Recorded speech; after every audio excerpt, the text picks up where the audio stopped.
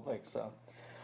Number 3, Red from St. Petersburg, Florida. And you know, I've noticed, at least in Moscow, all the leading Reds from Moscow or St. Petersburg.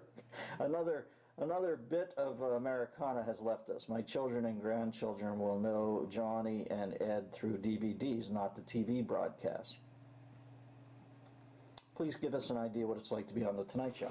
Well, first off, I would say there's often this case to make it always a sadder plight for our children. Can I tell you the difference between your kids seeing Johnny and Ed on DVD as opposed to on TV is that the DVDs will be of a sharper quality.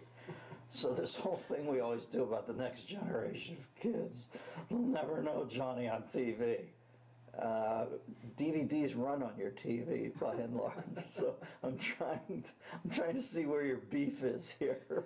It's nice you worry about the kids, but sometimes you can go a little far with that. Think of the DVD and the DVD player appearing on your TV as TV. Suspend the illusion for a second. What was it like to be on The Tonight Show? Let me see. Well, the first thing I did was Letterman. Petrifying. The first Tonight Show with Johnny, or was it with somebody else? It might have been with Shandling. No, it was with Johnny.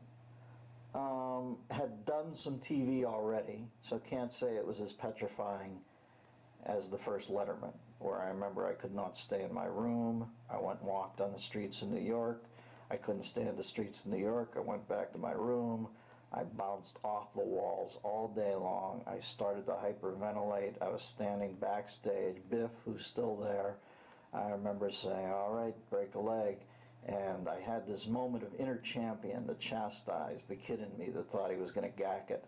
And I remember this triumphant voice that I had never heard at that point in my career said, oh, shut the fuck up. I'm not going to blow this. I've worked too hard. I'm going to be at least as good a friend to me as I would to any young comedian who is going out here. I'm going to wish myself well and say you'll do great. And I did pretty well, but the first time's terrifying. With Johnny, he came in and he opened the door, knock, knock, boom, Carson's in front of you. You going to be good tonight, kid? Don't let me down.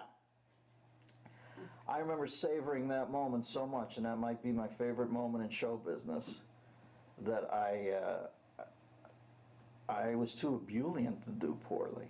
I just dug the fact that I had gotten to a point where I was going to appear on TV or DVD for the next generation with Johnny Carson. Can you imagine that feeling? I felt like I had made the center of it all, and I wasn't going to go out there and spend one moment bemoaning how I do.